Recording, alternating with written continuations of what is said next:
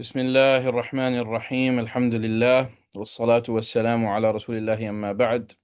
رب يسر وأعن وبك نستعين وتمم بالخير. يا فتاح يا فتاح يا فتاح. رب اشرح لي صدري ويسر لي أمري واحلل عقدة من لساني يفقه قولي.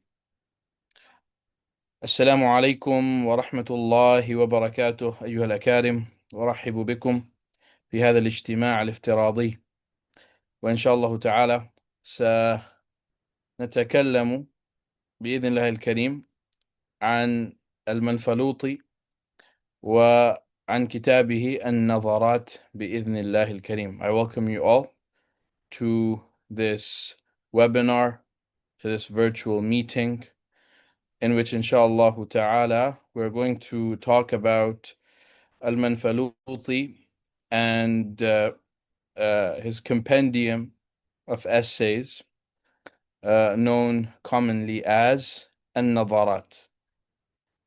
Now, al-Manfaluti, I'm sure, is a name that most people who are learning Arabic are familiar with.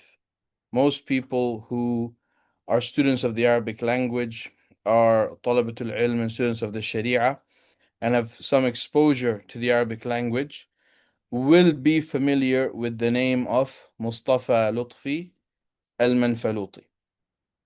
Uh, and some of you might know him really well. Some of you might have even read some of his works. Others might have just heard the name. Why is al-Manfaluti important? Why is he known as a great writer? Why should we give importance to any of his works? How are any of his works relevant to the study of Arabic? How can his works be utilized to study the Arabic language? Inshallah ta'ala, I aim to answer all of these questions. And I also aim to answer questions pertaining to our course. Why did we choose al-Nazarat? Why not any other works of al-Manfaluti? And what will be our methodology going through al-Nazarat, inshallah ta'ala.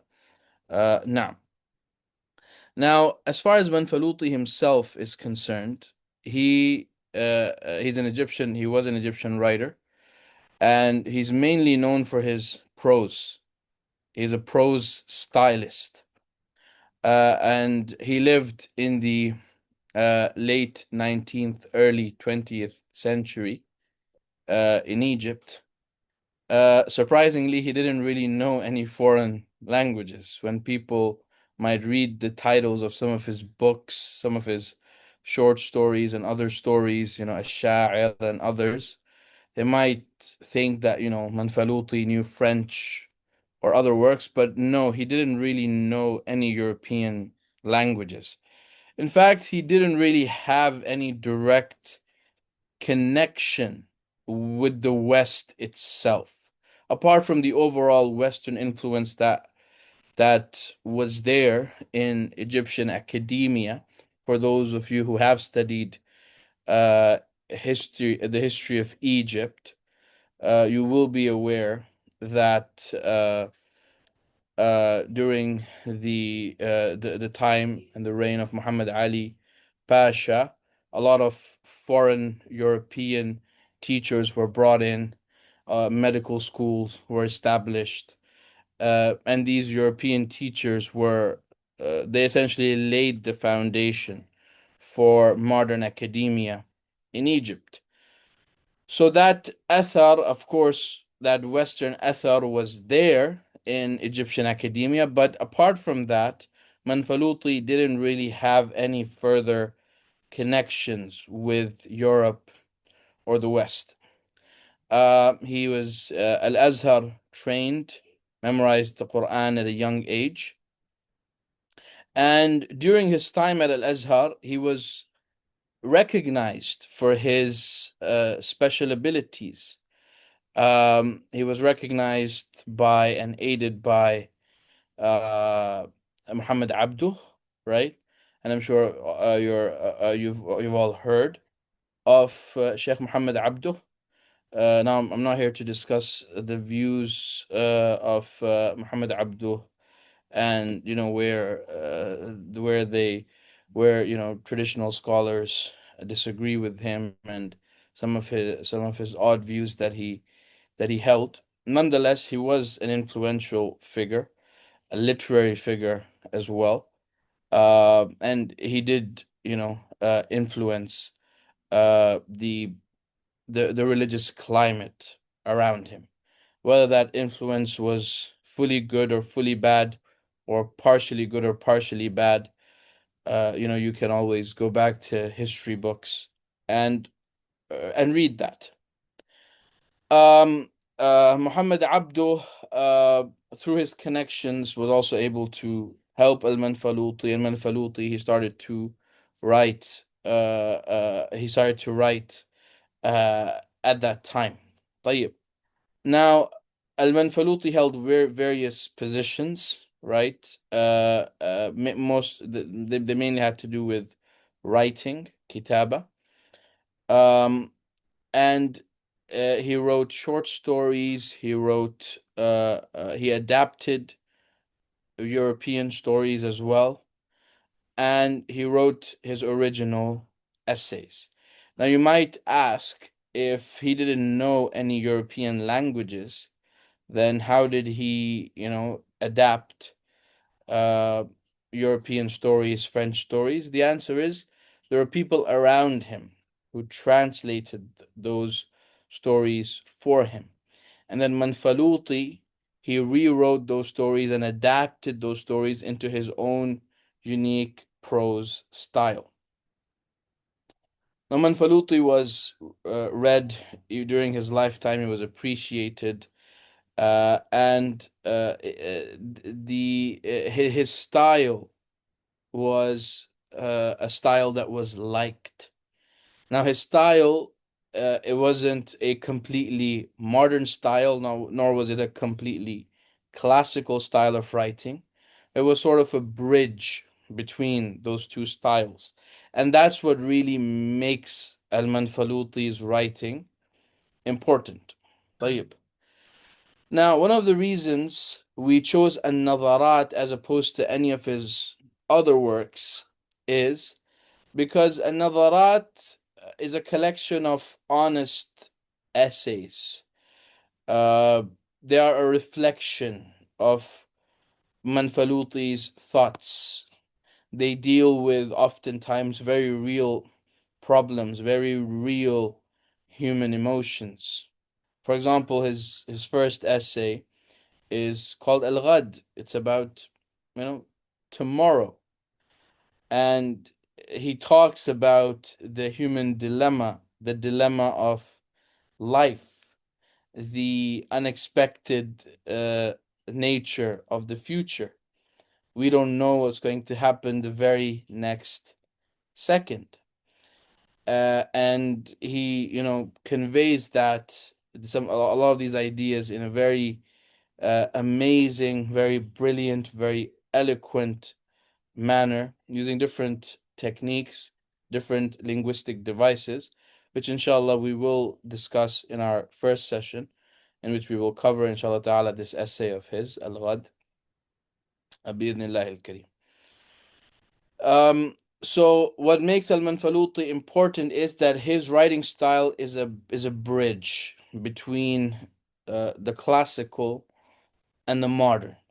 You really can't expect a writer in the 19th, early 20th century to write like someone in the 3rd, 4th century of the Hijrah, طيب, or earlier, or even a bit later. Because everyone is a product of their time, of their day and age. People can adopt a style closer to the classical style, right? And Al-Manfaluti's style is certainly closer to the classical style than some of his contemporaries. But at the same time, people write for the modern audience. They write for today's audience.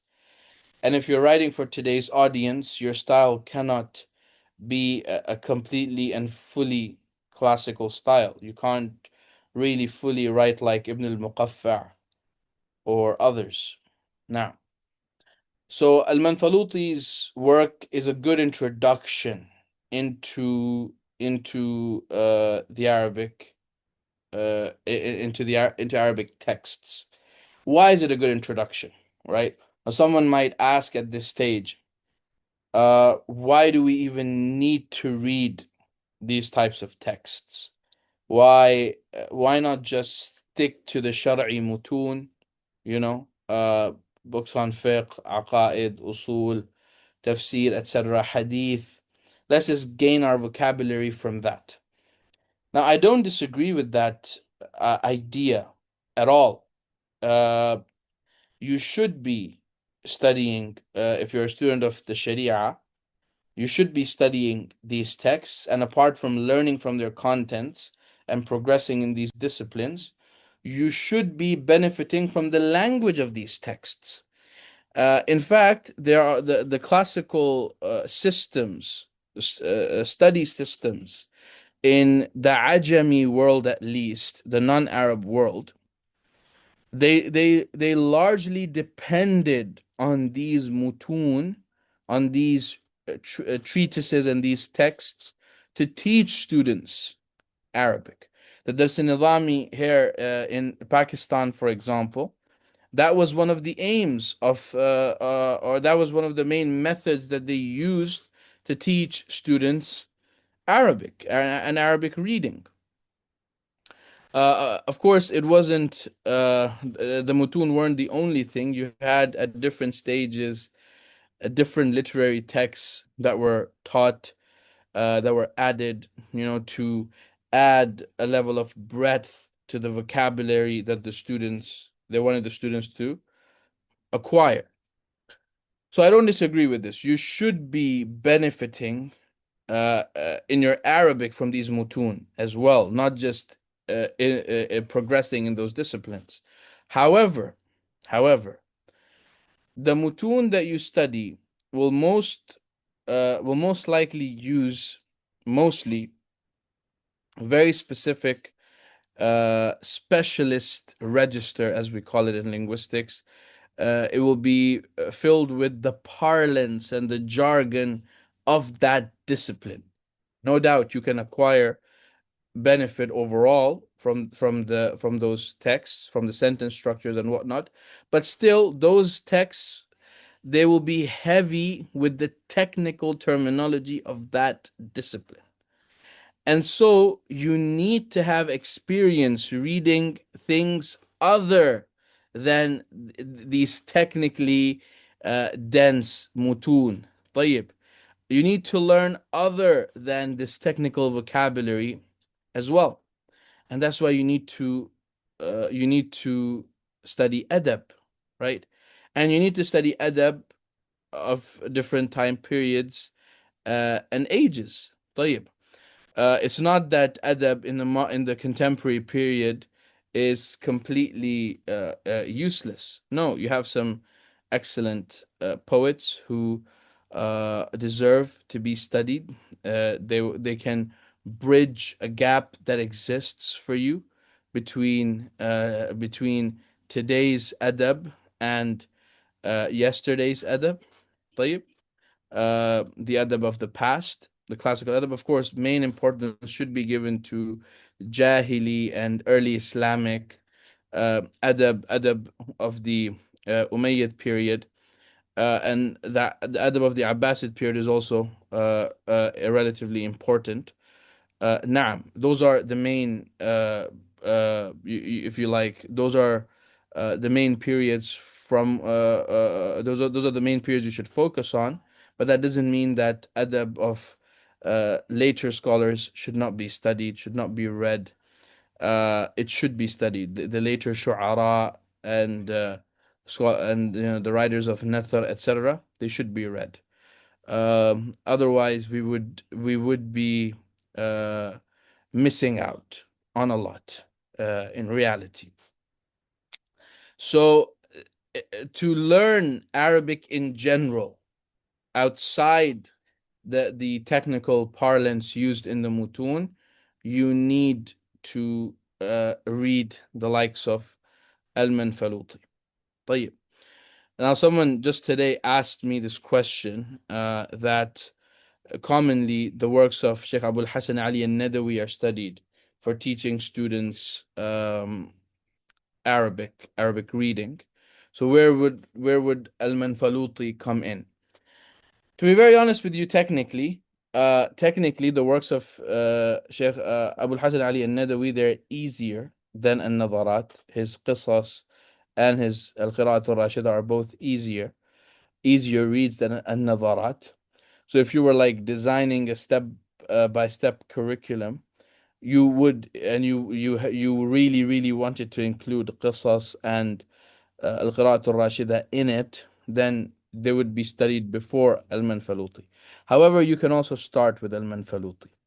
طيب, al-Manfaluti is not so difficult that you can't start with him, unless you have students who haven't done any Arabic reading at all. Then a little bit of an introduction before getting into al-Manfaluti will be beneficial for them, by getting them to read certain texts before reading al-Manfaluti. But على أي حال, if you were laying down a set curriculum, you can, and you want to progress from the most basic level to a higher level, you can start off with al-Qira'atul Wadiha, that series, because it takes you from words to sentences to paragraphs eventually, and then you can maybe progress to qisas because it repeats the sentences a lot. You can do some essays from al-Qira'at al-Rashida, and then you can move on to al-Manfaluti and Suwar min Hayat al-Sahaba and other important texts, which um, in which the authors write in a really nice and eloquent and simple manner. But everyone can benefit from al-Manfaluti. His sentences are simple; they're not very complex. The vocabulary is not too complex either. It's not too complex uh, either. Now, and inshallah ta'ala, as we progress through the text, we'll be practicing utilizing different classical dictionaries as well, inshallah ta'ala, on how you can look into Lisan al-Arab, or al-Sihah, or Tahdhib al-Lugha of al-Azhari, how you can look up words in those dictionaries, inshallah ta'ala. There'll be practice for that as well, بإذن Kareem. Now, why did we choose An-Nadarat over other works of Al-Manfaluti? Um, Mainly because of the contents of An-Nadarat. They deal with serious topics that most people are often thinking about, intriguing topics. Whereas a lot of the other works of Al-Manfaluti are fictional, and they can contain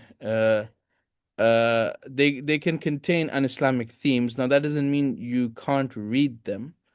You can, of course, benefiting from their language, right? Like Fi Sabil Taj مثلا.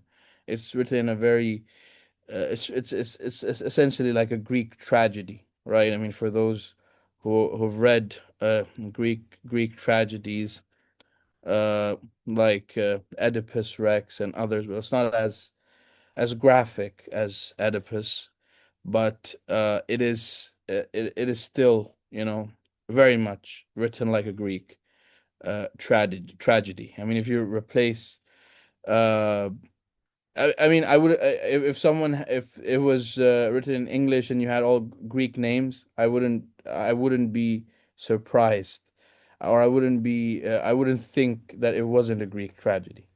Right, so it's mainly because of the contents of the Nadara. And this does not mean you don't benefit from the other works of Al-Manfaluti. I enjoyed reading Fi Sabil Taj. His other works are great as well. You can read them, inshallah ta'ala, and you can benefit from the language, bi'idhnillah al-kareem. طيب. But the text we have chosen here is a serious text. Its topics are intriguing, And with each essay, the topic changes, so that keeps your interest as well, and it keeps you motivated to learn more and discover more, inshallah ta'ala. Now, as I mentioned, Manfaluti is important. So there, he bridges the classic with the modern. There's also this musicality to his text. His texts are very emotionally engaging, and he generally avoids, you know, he generally avoids uh, these this artificial ornamentation. Doesn't mean that he completely avoids all types of badir'. No, you do find saj'a and you do find other things there as well, but generally it's free from affectation, it's free from takalluf that you find in the writings of other writers. Now, so it's better in that regard, and you can learn some refined expressions as well. He incorporates some of the hikam and amthal of the Arab as well and whatnot. So you can really benefit from his overall um, language. Now, I've given you an overview of why we've chosen this work, why it's important, the work itself, and al-Manfaluti. How will our course go on, and how will it be delivered? Now, our course is not just a grammatical study of Nazarat. It's not just a morphological sarfi study of it, not just a balaghi study of it. We will be using these disciplines as supporting, disciplines as instruments to enhance our appreciation of what Al-Manfaluti is saying. But our main objective is engaging with the Arabic language, engaging with the texts, learning from the vocabulary, learning from the usage. And so we'll discuss the themes and the motifs and what Al-Manfaluti is talking about, what he's referring to. We'll try to have lively discussions about the topics that he's discussing, and then we'll see how language influences our perception of what Al-Manfaluti is trying to say. So we're going to read it as literature, not just as a grammar workbook. Now, and to do this successfully, we're going to divide each session into two parts. Part one, we're going to read the text carefully. We'll focus on the vocabulary, words, and meaning, and we'll focus on themes and motifs. We want to understand what he's saying, and we want to appreciate what he's saying. And we want to learn from his usage and vocabulary. In part two, we will then apply principles of Nahu and Sarf, and we'll mention some Balaghi observations to enhance our understanding of the text and our appreciation of the text from that angle. And so that you also learn how those disciplines are supposed to be applied onto the texts, insha'Allah ta'ala. The final question, which I'll answer, and after that, you guys are free to ask any questions that you may have. Who is this course for? Ideally, students with some grammar background, but who lack confidence in Arabic reading. It's also for anyone who's able to read basic Arabic and has had some exposure to Arabic texts.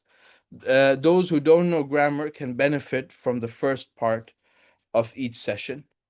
And of course, we have a number of grammar courses as well, so they can learn Nahu, Sarf, and Balagha as well through any of those courses if they wish to.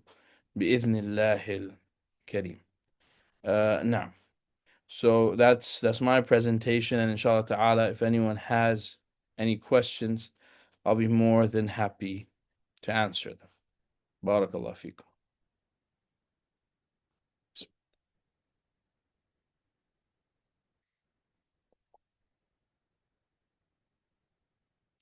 I am drinking with my right hand. It might seem maybe like I'm drinking with the left, but I am drinking with my right hand, just to clarify that. Um,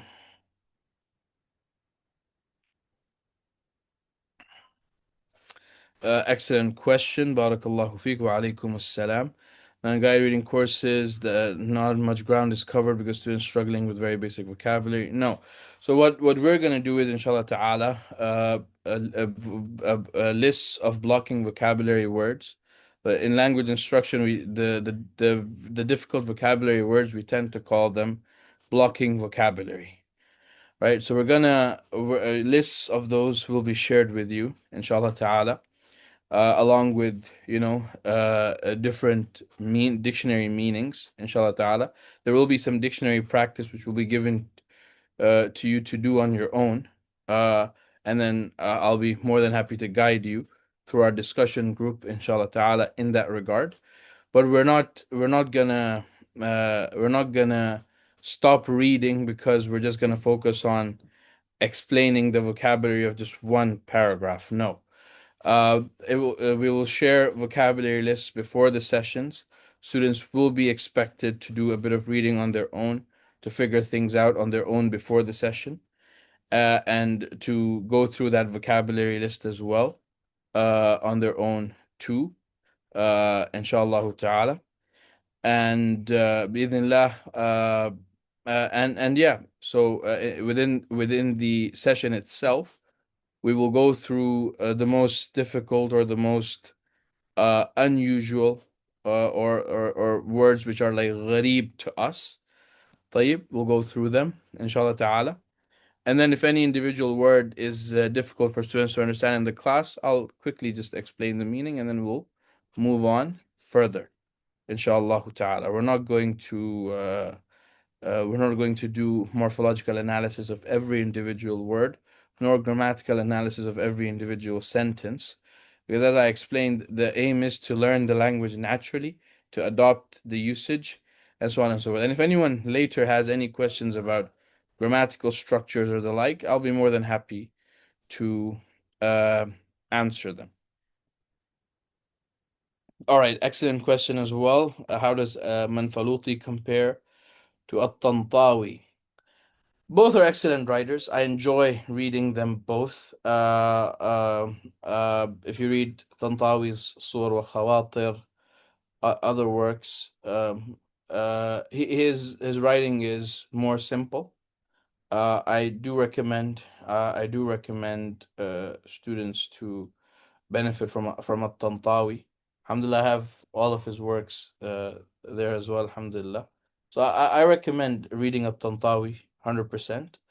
There are layers of similarity as well between their styles, but both have a distinct voice. And Tantawi is more simple. Is more simple now. Are there any books that analyze the balagha of prose? There's for literary criticism of poetry. You have texts that so you do have texts. I mean, you'll find certain examples in certain works of balagha themselves in the activity sections. Is there any work that like is solely dedicated to the balagha of prose? I'm not sure. I haven't come across anything like that. A lot of balagha efforts are concentrated on poetry, but the concepts at the end of the day are the same. If you can apply them to poetry, you can apply them to prose. No.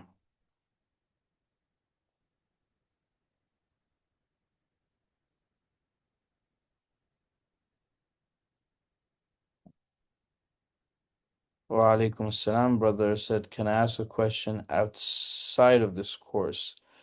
You're welcome to any question outside of the course. You're welcome to email me that question. Uh, I'll quickly type our email here, and I'll be more than happy to get back to you regarding that via email, inshallah ta'ala.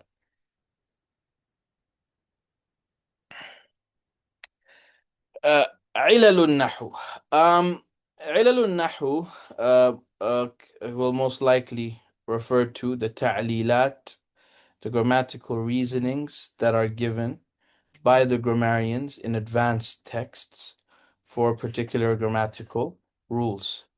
We call them علل نحوية. And just like you have علل نحوية, you have علل صرفية and the like. So مثلا, for example, why is a غير منصرف word, a ممنوع من الصرف word, why doesn't it take a tanween or a kasra? The explanation for that would come under what we refer to as علل نحوية. Now, and Allah knows best.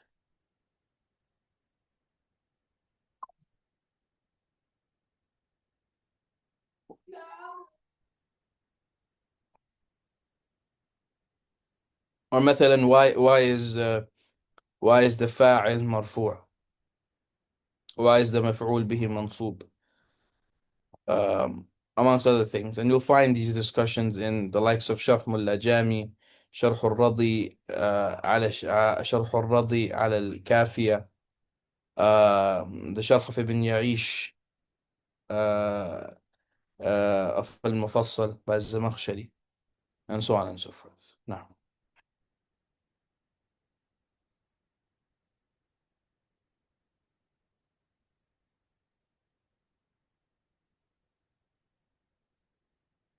do we have any other questions?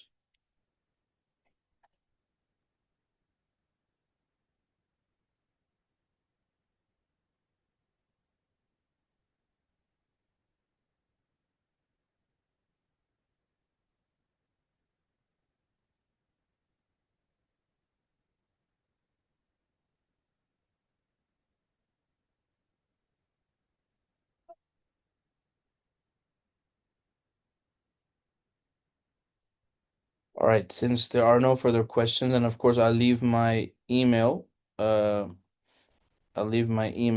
here.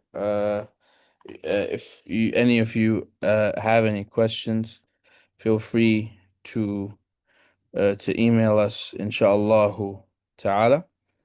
Any further questions? And our official numbers and everything else, Telegram as well, you'll find them on our posts. And you can reach out to me through those means. And I hope to see you all in the course which starts tomorrow. Barakallahu fikum. And of course, the students can sign up, inshallah ta'ala.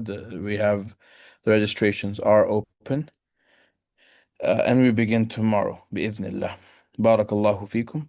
Assalamu alaikum.